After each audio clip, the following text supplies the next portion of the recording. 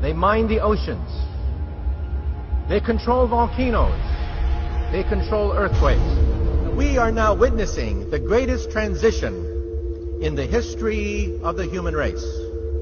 Transition from type 0 to type 1. The generation now alive is privileged to see the birth pangs of the birth of a new civilization. And Venezuelan leader Hugo Chavez has once again accused the United States of playing God.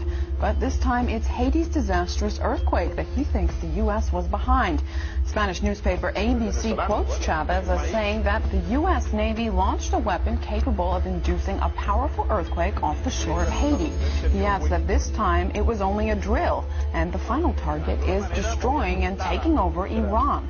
The existence of a tectonic weapon has never been proved, but its use is often suspected.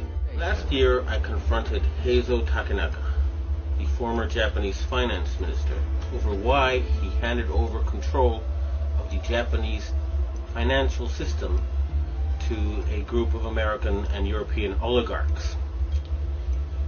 He and his envoy told me that it was because Japan had been threatened by an earthquake machine. I did not believe it at the time. However, when I started exposing some of their doings, I was told by the Japanese security police that because of what I had said on places like Rense.com, that Niigata City was going to be hit by an earthquake. 2 days later, Japan's largest nuclear reactor was the exact epicenter of 2 earthquakes, both 6.8 in magnitude. Japan just had a very, very friendly summit meeting with China where the emperor met the Chinese leader 3 times. There is a possibility a part of Japan will sink. It will not be an accident. It will be created by the world government. Tonight, breaking news, Japan's tsunami disaster. A huge quake triggers chaos as people flee swaying buildings and city fires.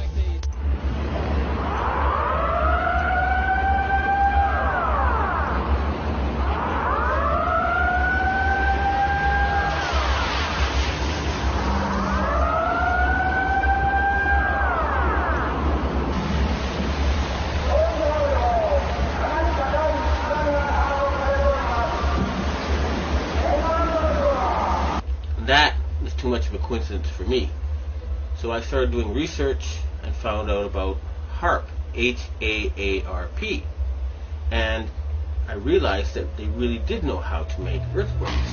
And they do it by shooting a 1 billion watt microwave into the ionosphere, which is a part of the atmosphere that has a lot of energy in it. That pushes the ionosphere up into outer space, and then it rebounds.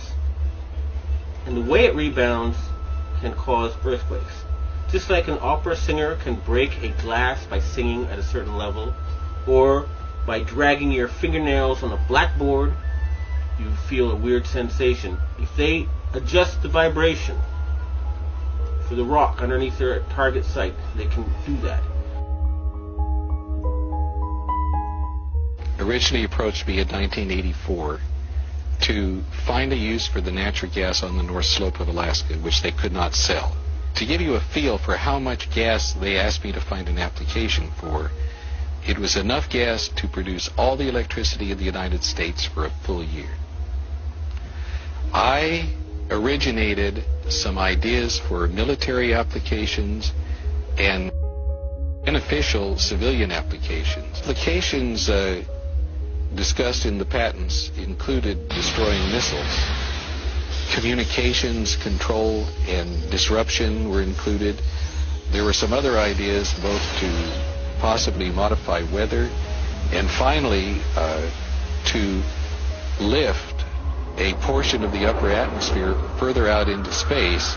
I chose what's called a phased array antenna for the patents because it can be aimed. Picture holding your microwave oven in your hands with the door open.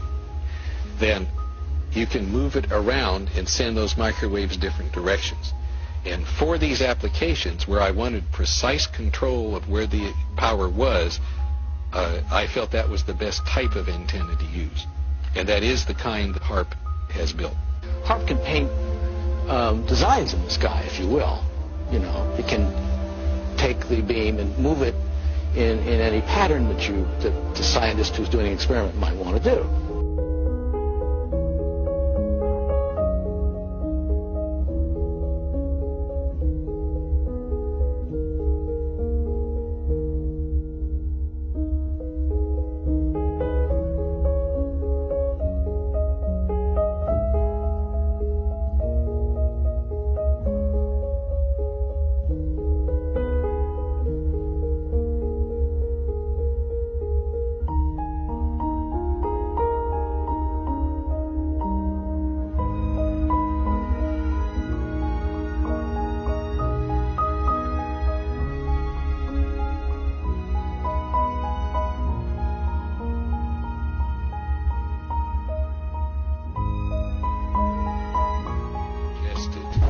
If you beamed it for an hour and a half, that would equal the energy in a hydrogen bomb.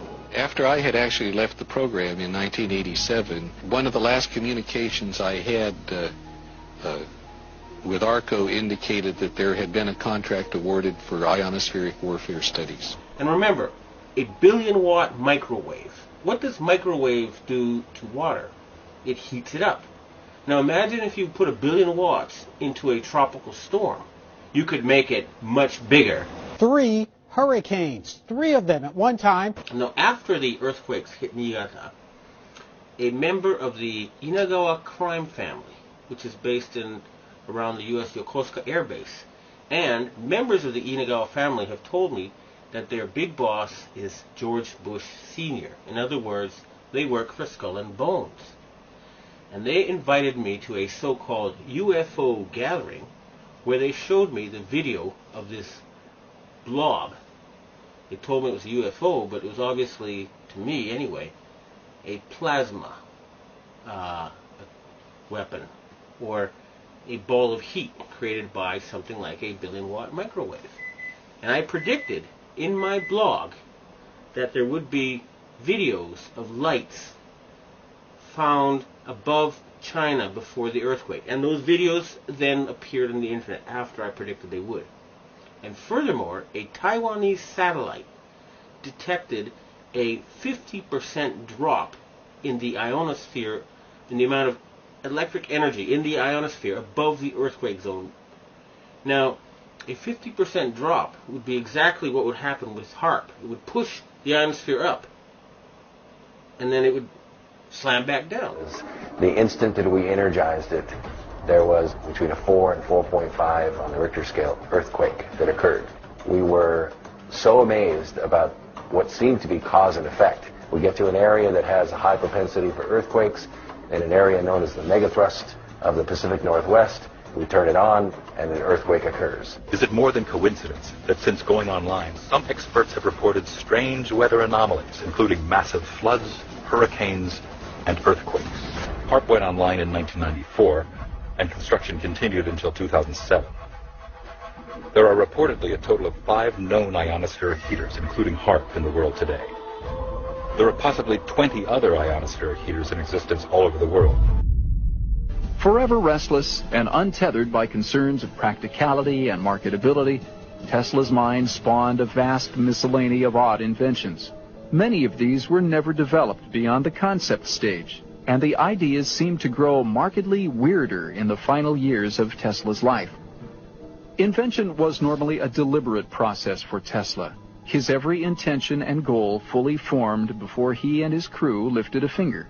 But there were times when he stumbled upon a new discovery by mistake. Tesla performed his first experiments with resonance technology at his New York laboratory by firing up a small oscillator, which caused a minor amount of vibration.